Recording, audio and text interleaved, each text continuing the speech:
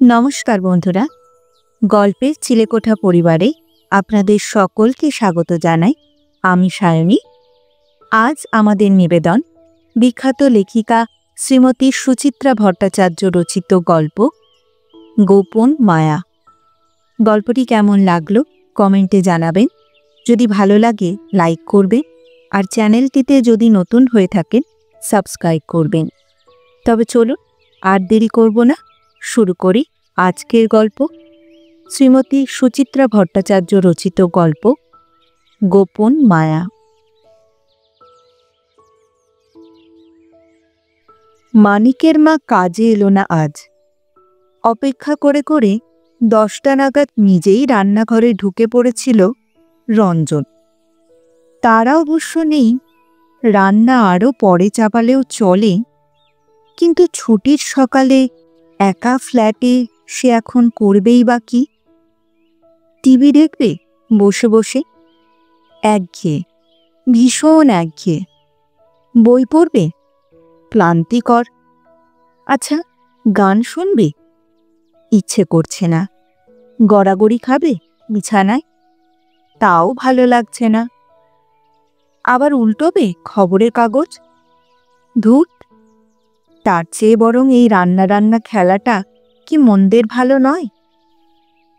রঞ্জন একটা মেনু এঁকে নিল মনে মনে। মেন আইটেম ডিমের ঝোল আর ভাত, সঙ্গে মুগ ডাল, আলু ভর্তা। ডালে সম্বর দেওয়া নিয়ে অবশ্য একটু সমস্যা হয়। 15 বছর একা বাস করেও কায়দাটা এখনো পুরোপুরি আয়ত্তে আসেনি। হয় জিরে বেশি পুড়ে যায়, নয় শুকনো লঙ্কা ভাজা হয় না ঠিকঠাক। আর হলুদ আদার আন্দাজ তো কখনোই নিখুঁত থাকে না। যাকগে যাক, সে নিজেই তো খাবে, আজ আরেকবার চেষ্টা চালানোই যায়। ভাবতে ভাবতে হাত চলছে তার। রাতের থালাবাটিগুলো মেজে ফেলল, সকালে চা জলখাবারের কাপ প্লেটও। রান্নাঘরের ওয়াল ক্যাবিনেট খুলে জরিপ করল মশলাপাতির হাল। আছে গুঁড়ো হলুদ, গুঁড়ো লঙ্কা, গরম মশলা, সবই মজুদ। শুধু পেঁয়াজ, আদা, রসুন মিক্সিতে ঘুরিয়ে নিলেই হাঙ্গামা শেষ। কড়াইতে ডিম আলু সেদ্ধ বসিয়ে রঞ্জন পেঁয়াজ নিয়ে পড়ল। খোসা ছাড়ালো মন দিয়ে, কুচোচ্ছে। ওফ, কি ঝাঁঝ, বেদনার পরাকাষ্ঠা। হাতের পিঠে বারবার চোখ মুছছে রঞ্জন, নাকও টানছে। কলিং বেল বেজে উঠল। রঞ্জনের ভুরুতে কুঞ্চন। মানিকের মা নিশ্চয়ই আর এত বেলায় আসবে না। তবে কে? দীপঙ্কর? ব্যাটা সল্টলেকে ফ্ল্যাট কেনার পর থেকে হানা দেয় মাঝে মাঝে। গৌরবও হতে পারে, কিংবা আজিজুল। ব্যাচেলার বনে যাওয়া বন্ধুর এই ফাঁকা ফ্ল্যাটের মতো তোফা আড্ডার ঠেক কটাই বা আছে? প্রাণীর সুখে গুলটানি মারো, কাপের পর কাপ চা বানাও আর ওরাও, কিংবা বোতল খুলে বসে পড়ো। এখানে তো তেমন কেউ নেই যে তোমায় ঠেলা মেরে ভাগাবে। চিন্তাটায় যেন একটা চোরা বিষাদও আছে। ছোট্ট শ্বাস ফেলে দরজা খুলতে গেল রঞ্জন। পাল্লা টেনেই রঞ্জন হতচকিত। চৌকাঠের ওপারে এক ঝকঝকে তরুণী, পরনে কালোর ওপর জংলা ছাপ, লং স্কার্ট, টুকটুকে লাল টপ, কাঁধে বাহারি ব্যাগ। মুখটা যেন খুব চেনা চেনা। কোথায় দেখেছি? প্রশ্ন করার আগে মেয়েটি সপ্রতিভ স্বরে জিজ্ঞেস করল, আপনি নিশ্চয়ই রঞ্জন মজুমদার? হতভম্ব রঞ্জন মাথা নাড়ল। হ্যাঁ। আমি মিমি, মধুরিমা। আমার মায়ের নাম স্বাগতা। আশা করি এর বেশি পরিচয় দেওয়ার কোনো প্রয়োজন নেই। রঞ্জন পলকে বিদ্যুৎস্পৃষ্ট। কি শুনল সে? ভুল নয় তো? মিমি এসেছে তার কাছে। যে মেয়েকে একটি বার দেখার জন্যে একসময় সে মাথা খুঁড়েছে, হতাশ হয়ে হালও ছেড়ে দিয়েছে কবে যেন, সে আজ স্বয়ং রঞ্জনের দরজায় হাজির। এও কি সম্ভব? নাকি দিবাস্বপ্ন দেখছে রঞ্জন? অস্ফুটে রঞ্জন বলল, ও, এসো, ভেতরে এসো। সরি, এখানেই ঠিক আছে। আপনাকে একটা জরুরি কথা বলতে এসেছিলাম আমি। অবিকল স্বাগতার গলা, বাচনভঙ্গিও হুবহু স্বাগতারই। সেই তেজ, সেই একই রকম কাঠিন্য।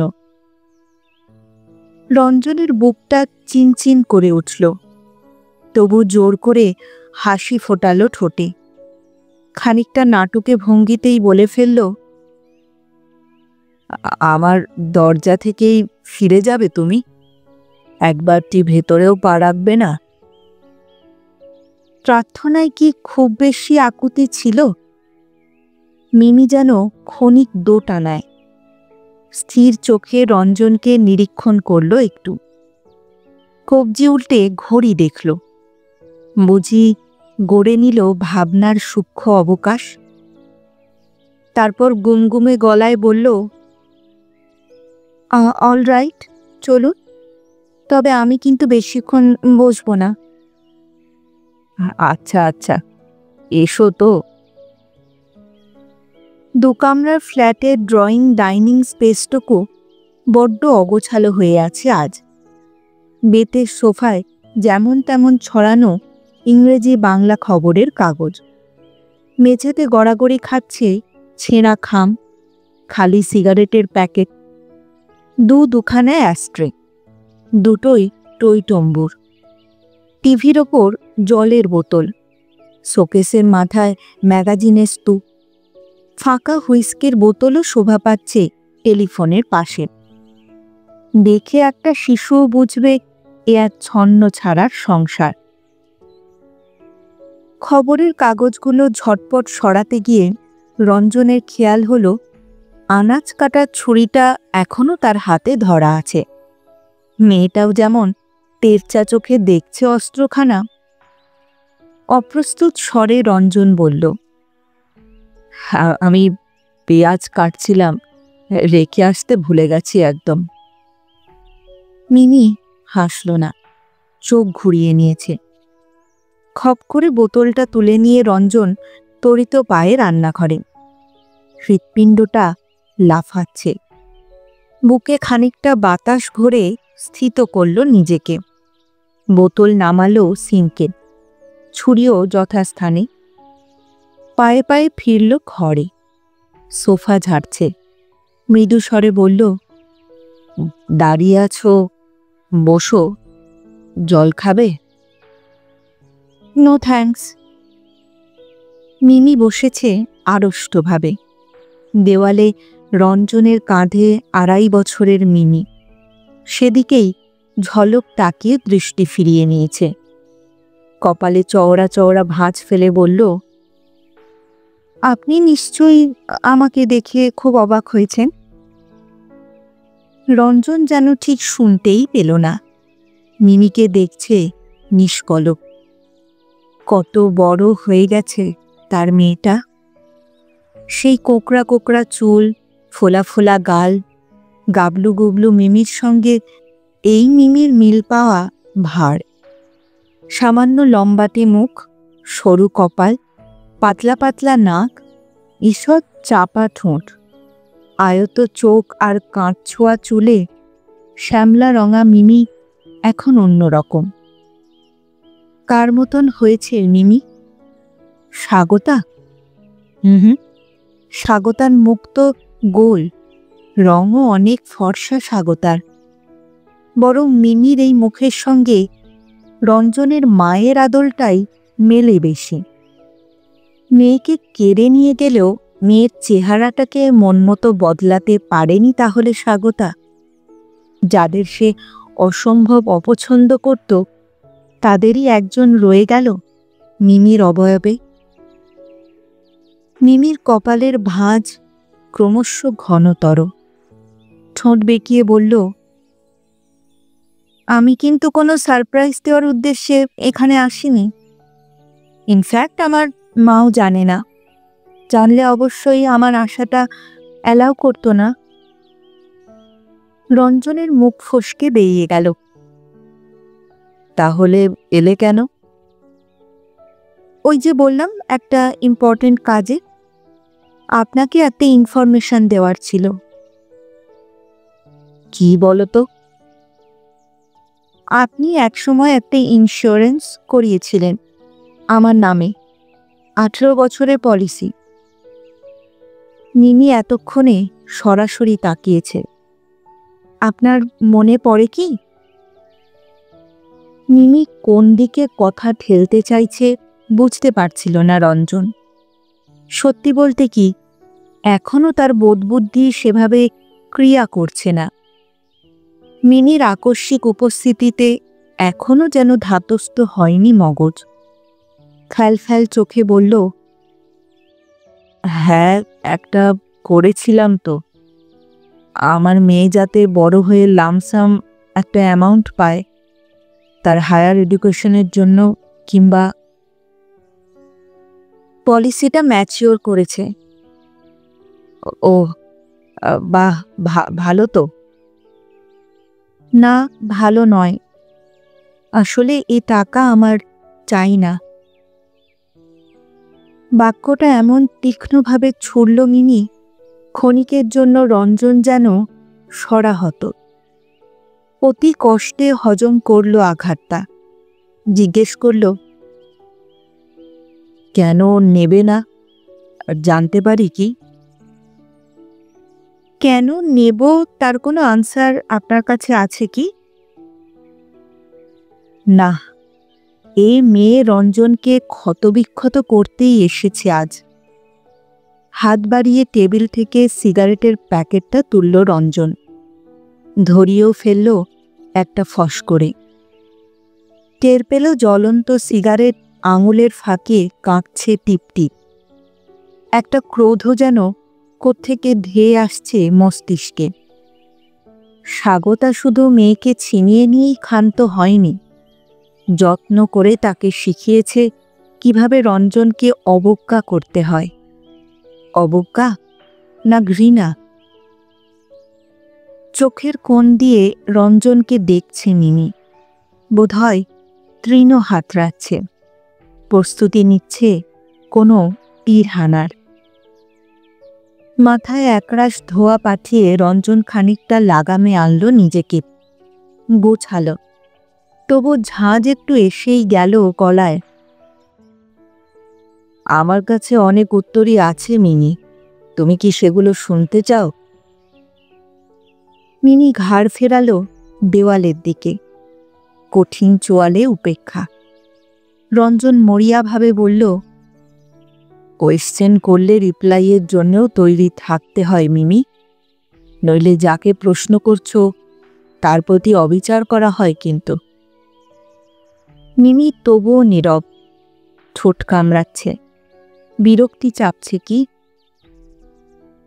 সিগারেটটা অ্যাস্ট্রেতে নেবালো রঞ্জন, চেপে চেপে।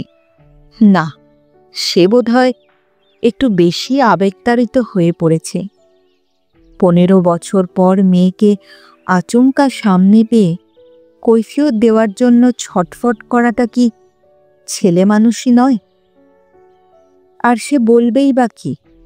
স্বাগতার সঙ্গে কেন তার সম্পর্ক বিষিয়ে গিয়েছিল, কেন তারা পরস্পরকে দুটো বুনো জন্তুর মতো আঁচড়েছে, কামড়েছে, সে তো তারা স্বাগতার ব্যাপার। মেয়েকে এসব শোনাবে কেন? আর তাছাড়া স্বাগতা যদি মেয়ের কানে বিষ ঢেলেও থাকে, 3 লাইন কৈফিয়ত গিয়ে সেই বিষ কি নামাতে পারবে রঞ্জন? ডিভোর্সের পর সে যে কতবার মেয়ের সঙ্গে যোগাযোগের চেষ্টা করেছে, এমনকি স্বাগতা ফের বিয়ে করার পরও বারবার প্রত্যাখ্যাত হয়েছে, অপমানিত হয়েছে। এসব কথাই বা আজ মিমিকে বলে কি এমন মোক্ষলাভ হবে? মেয়ে যে তার প্রতি কতটা বিরূপ সে তো তার অভিব্যক্তিতেই স্পষ্ট। ফালতু ফালতু সাফাই গিয়ে কেন মুখ নষ্ট করবে রঞ্জন? বরং মেয়ে যে এত বছর পর তার কাছে এলো, এই সুখটুকুকেই তো সে তাড়িয়ে তাড়িয়ে উপভোগ করতে পারে এখন, বাদানুবাদে না গিয়ে। রঞ্জন সোজা হয়ে বসল, গলা ছেড়ে বলল, ওকে, ইটস অল রাইট। কিন্তু তুমি যে টাকাটা নেবে না, তোমার মা জানে তো? জেনে যাবে। ও, এখনো মাকে বলনি তাহলে? That's none of your business, it's between আমি আর মা। আমি না চাইলে মা কখনো এই টাকা নিতে আমায় ফোর্স করবে না। রঞ্জন মনে মনে বলল, বটেই তো। রঞ্জনের মুখে আর এক পোঁচ কালি বোলানোর সুযোগ স্বাগতা থোড়াই ছাড়বে। হয়তো মেয়ের পিঠ চাপড়ে বলবে, বহুত আচ্ছা, অসভ্য দায়িত্বজ্ঞানহীন বদমাইশটার মুখের ওপর পলিসিটা ছুঁড়ে মেরে আয়, আরও কত কি। তাই এইসব ভাবনা অবশ্য রঞ্জনকে সেভাবে বিচলিত করে না আজকাল। ধুস, কষ্ট পাওয়ার সেই কুৎসিত ধাপগুলো সে তো কবেই পেরিয়ে এসেছে। এখন তো সে প্রায় গন্ডারেরই স্বগোত্র, তাও আবার শিং ভাঙা।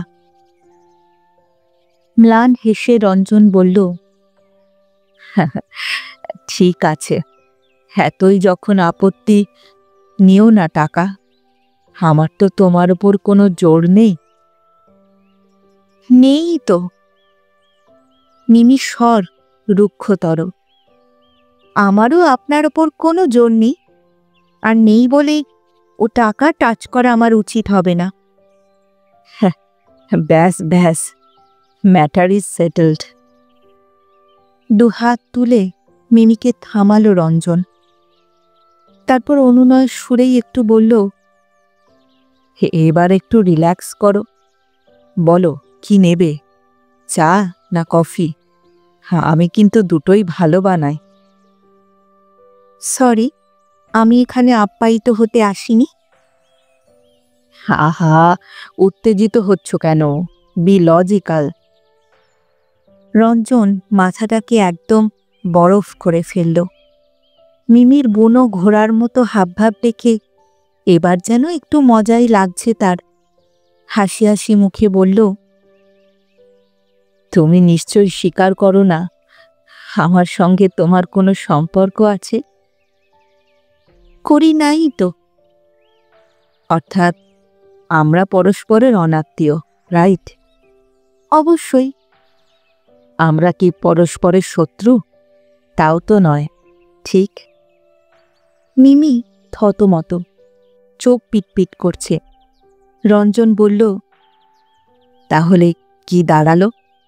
অনাত্মীয় এবং শত্রু নয় এমন একজন আমার বাড়িতে এসেছে, সে তাহলে আমার গেস্ট। অতিথিকে আপ্যায়ন করা কি গৃহস্বামীর কর্তব্য নয়, অন্তত প্রথম দিন? মিমি চোখ কুঁচকে তাকিয়ে বুঝিবা পড়তে চাইছে রঞ্জনকে। দেখতে দেখতে নাক কুঁচকে গেল হঠাৎ, জোরে জোরে শ্বাস টানছে। বিড়বিড় করে বলল, কিসের একটা পোড়া গন্ধ আসছে না? এবার রঞ্জনও চমকেছে। হ্যাঁ তাই তো, গ্যাসে ডিম আলু বসিয়েছিলাম, আরে গেল বোধ হয়। বলেই ঊর্ধ্বশ্বাসে দৌড়। যা ভেবেছে তাই। জল ফুটে মরে গেছে কখন, শুকনো কড়া পুড়ছে চরচর। তাদের বাপ মেয়ের সম্পর্কের মতোই। আপন মনে হাসল রঞ্জন। ঝটিটি নেবালো গ্যাস, সাঁড়াশি বাগিয়ে ধরে কড়াটা নামালো সিঙ্কে। দীর্ঘশ্বাস চেপে ফিরছিলই ড্রয়িং স্পেসে, থমকালো হঠাৎ। মিমি সোফায় নেই। মিমি দেওয়ালের সামনে দাঁড়িয়ে গভীর মনোযোগে টাঙানো ছবিটাকে দেখছে। কিছু কি মনে পড়ছে মিমির? শৈশবের কোনো স্মৃতি? একটু কি মেদুর হলো মিমির মন? রঞ্জন গলা খাকারি দিল। ছবিটা এখানেই তোলা, কিন্তু তোমার বড় মামার ক্যামেরায়। বিদ্যুৎ লতার মতো সোফায় ফিরে গেল মিমি, যেন রঞ্জনের কথাগুলো তার কানেই যায়নি। এমন একটা ভান করেই বলল, আপনার ডিম আলুর কি খবর? অবশিষ্ট আছে না কি কিছু? হ্যাঁ, না, জ্বলে পুড়ে খাক একেবারে। তাহলে মা আপনার সম্পর্কে ঠিকই বলে? কি বলে? সে আপনি শুনে কি করবেন? কি বলে আমি জানি, আমি সংসার করার অযোগ্য, তাই তো? তা ভুল বলে কি? মিমি তেড়িয়ে তাকালো। রোজ কি এইরকমই রান্না বান্না হয় আপনার? মেয়ের সামনে নিজেকে একজন দুঃখী অসহায় মানুষ হিসাবে প্রতিপন্ন করতে বাদ ছিল রঞ্জনের। তাছাড়া সে তো এখন সত্যি তেমন একটা খারাপ নেই, বরং এক ধরনের জীবনে সে অভ্যস্ত হয়ে গেছে। মিছিমিছি বাচ্চা মেয়েটার সহানুভূতি কারার অপচেষ্টা সে করবেই বা কেন? রঞ্জন শব্দ করে হেসে উঠল। রোজ এরকম হাল হলে কবেই আমি পঞ্চভূতে বিলীন হয়ে যেতাম। আমার রাধার সময় কোথায়? লোক একজন আছে, সে যা বানিয়ে দেয় তাই সোনামুখ করে খেয়ে নি। সে ডুব মারলে তবেই এই আপনা হাত জগন্নাথ। তা আজ তো রান্নার 12টা, আজ কি হবে? কি খাবেন? ইচ্ছে হলে আবার বসাবো, কিংবা মুড়ি চিবোবো, অথবা টোস্ট অমলেট। বাইরে থেকেও খেয়ে আসতে পারি, ফোন করে খাবার আনিয়েও নেওয়া যায়। আর কোনো কিছুরই মুড না থাকলে এবেলা স্রেফ হরি মটর। বুঝলাম। মিমি একটুক্ষণ থেমে রইল, তারপর ঔদাসীন্যের প্রলেপ মাখা গলায় বলল,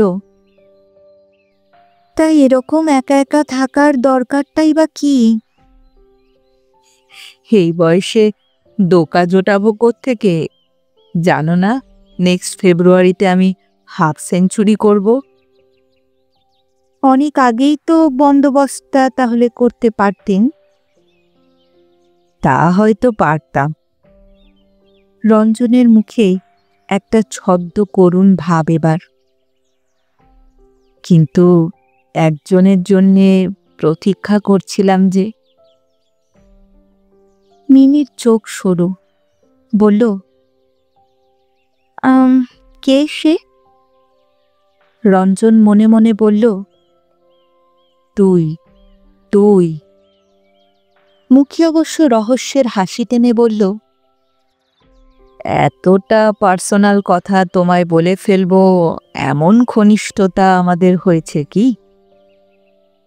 ও সরি। পলকে মিমি গোমরা, চোয়াল শক্ত, কাঁধ ঝাঁকিয়ে বলল, আমার জানার প্রয়োজনও নেই। কি কাণ্ড! চটে গেল কেন? মেঘ আর রোদ্দুরের লুকোচুরি দেখে রঞ্জনের চোখ তখন চিকচিক। নরম গলায় বলল, খুল খুল, ফ্রিজে একটা কোল্ড ড্রিঙ্কস আছে, দেব? মিমির জবাবের অপেক্ষায় না থেকেই অবশ্য ঠান্ডা পানীয়ের ঢাউস বোতলখানা বের করে আনল রঞ্জন। দুখানা গ্লাসও।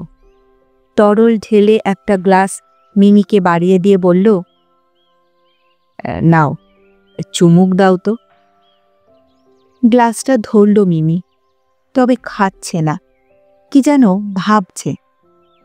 রঞ্জন মেয়ের মুখোমুখি বসল। এবার আমি তোমাকে কয়েকটা প্রশ্ন করতে পারি? কি প্রশ্ন? তুমি তো বললে মাকে জানিয়ে আসনি, তাহলে এবারই ঠিকানা পেলে কোত্থেকে? পেয়েছি, যেখান থেকেই হোক। তবু শুনি। মিমি ঠোঁট বেঁকালো। আপনাকে এত সব কথা বলবো এমন ঘনিষ্ঠতা আমাদের হয়েছে কি? রঞ্জন এবার হেসে ফেলল, চোখ নাচিয়ে বলল, আমি অবশ্য সোর্সটা কিছুটা আন্দাজ করতে পেরেছি। বিমার পলিসিতে এবারেরই তো অ্যাড্রেস দেওয়া ছিল। মিমি গোঁজ ছোট্ট করে চুমুক দিল কোল্ড ড্রিঙ্কসে, বুঝি বা অস্বস্তি গোপন করতে। এবার নেক্সট কোয়েশ্চেন। রঞ্জনের হাসি চওড়া হলো। পলিসিটা তো ছিল তোমার মায়ের জিম্মায়। সামহাও তুমি সেটা দেখে ম্যাচুরিটির ডেটটা জানতে পেরেছ, কিন্তু ইন্স্যুরেন্স কোম্পানি তো টাকা পয়সা সংক্রান্ত চিঠি এবারের ঠিকানাতেই পাঠাবে, আর সেই চিঠি পেয়ে আমি তোমার মায়ের কাছ থেকে অরিজিনাল পলিসিটা চাইব, বিমা অফিসে জমা করব, তারপর চেক আসবে, আর তারও পরে তোমার টাকা পাওয়ার প্রশ্ন, এবং তার যথেষ্ট দেরিও আছে। তা তুমি সাত তাড়াতাড়ি নেব না করে ওপর পড়া হয়ে ছুটে এসেছ কেন? মিমি 2 সেকেন্ড চুপ, তারপর ভারী কি ভাব এনেছে বলল, আমি পরে কোনো এম্বারেসিং সিচুয়েশনে পড়তে চাই না, তাই। তা পলিসিটা একেবারে হাতে করে নিয়ে চলে এলেই তো পারতে। কেন? পরে পোস্টে পাঠিয়ে দেব, কিংবা কুরিয়ারে। আমি আজকে ডিসিশনটা জানিয়ে গেলাম জাস্ট। ও, কিন্তু আমার যে একটা খুঁতখুঁতুনি রয়ে গেল। কিসের খুঁতখুঁতুনি? পলিসিটা আমি করেছিলাম আমার 2 বছরের মেয়ের নামে। আমার ছোট্ট মিমিকে ওটা উপহার দিয়েছিলাম। গিফটটা এইভাবে ফেরত নেব? সে আপনার ব্যাপার। মিমির গলা যেন দুলে গেল সহসা, পরক্ষণেই ঠোঁট কামড়াচ্ছে। ইচ্ছে হলে টাকাটা কোনো অনাথ আশ্রমেও দান করবেন। সে তো মিমি তুমি নিজেও দিতে পারতে। সরি, আপনার টাকায় আমার নাম কেনার কোনো বাসনা নেই। কি অবলীলায় বাবাকে অপমান করে চলেছে মেয়ে। রঞ্জনের বুকের মধ্যে দিয়ে শুকনো বাতাস বহে গেল, দুলে উঠছে পুরনো পুরনো ছবি। স্বাগতার বাপের বাড়িতে মিমিকে ফোন করেছে রঞ্জন। তোতা পাখির মতো মিমি দূরাভাসে আওড়াচ্ছে, তুমি দুষ্টু, তুমি খারাপ, তুমি কখনো আমায় ফোন করবে না। মেয়েকে চোখের দেখা দেখতে স্বাগতার বাড়ি ছুটে গেছে রঞ্জন। দরজা খুলে স্বাগতা রক্তচক্ষু। ফের তুমি জ্বালাতে এসেছ? ডাকবো মেয়েকে, শুনবে সে তোমার কাছে যেতে চায় কিনা। মায়ের হাত চেপে ধরে আছে মিমি, কটকট বলছে, তুমি পচা, তুমি ভালো নও, একদম আমার কাছে আসবে না। কোর্টের সিদ্ধান্ত মোতাবেক তারপরও হয়তো জোর করে মেয়েকে দেখতে চাইতে পারত রঞ্জন, কিন্তু কাকে দেখবে সে? স্বাগতা আবার বিয়ে করার পর অনেকেই বলেছিল, এবার তুই কোর্ট থেকে মেয়ের কাস্টাডি চেয়ে নে। রঞ্জনের সাহসে কুলোয়নি। মেয়ে যদি আবার মুখের ওপর না বলে দেয়, আবারও যদি শেখানো বলি উগড়ে দেয়। এখনো কি শেখানো বলি আওড়াচ্ছে মিমি? মনে হয় না। ছোটবেলা থেকে কোনো ধারণা মগজে গেঁথে দিতে পারলে তা ক্রমশ বিশ্বাসে পরিণত হয়। স্বাগতা সফল। মেয়ে এখন সত্যিই মন থেকে ঘৃণা করে বাবাকে। শুকনো বাতাসকে ঠেলে সরিয়ে একরাশ জল ভরা মেঘ ঢুকে পড়ল বুকে। হায় রে, মিমি তো রঞ্জনকে বাবা বলেই মানে না। লোকমুখে রঞ্জন শুনেছে স্বাগতার বরকেই বাপি বলে ডাকে মিমি। ওই সংসারে মিমি এখন পুরোপুরি থিতু।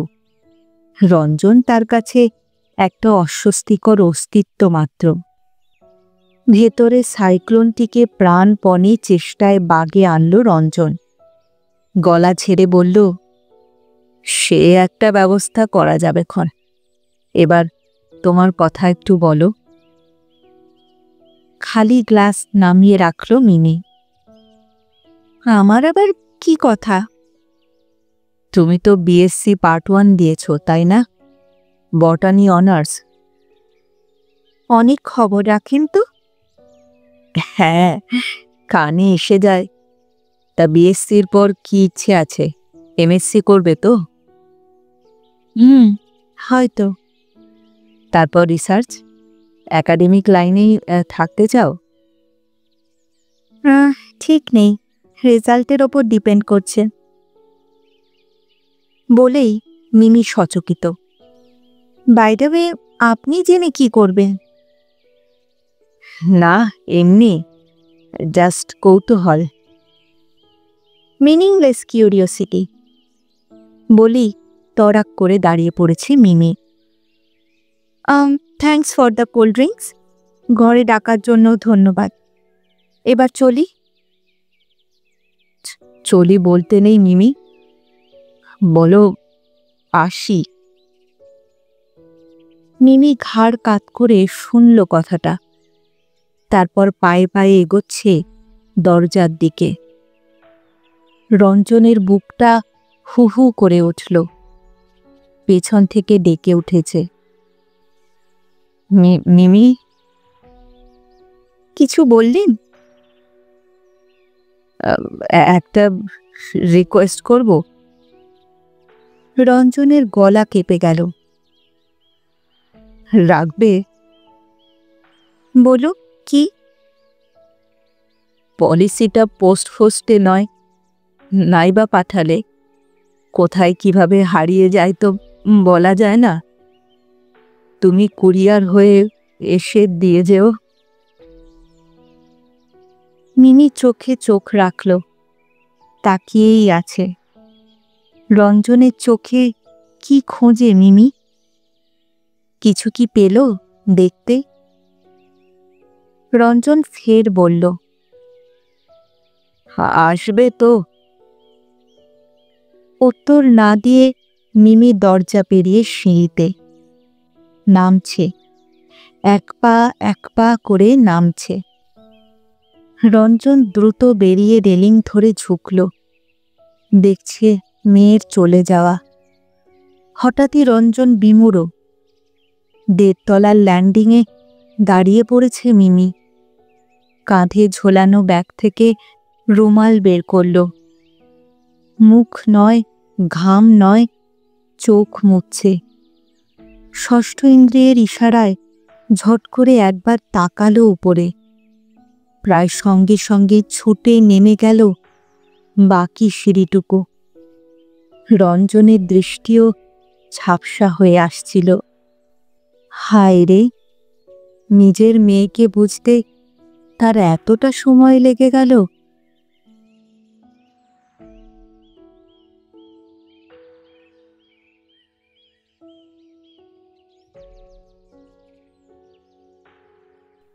শুনছিলেন আজকের গল্প শ্রীমতী সুচিত্রা ভট্টাচার্য রচিত গোপন মায়া। ফিরে আসছি আরেকটি নতুন গল্পের সঙ্গে কিছুদিনের মধ্যেই। ততদিন ভালো থাকবেন, সুস্থ থাকবেন এবং গল্পে থাকবেন।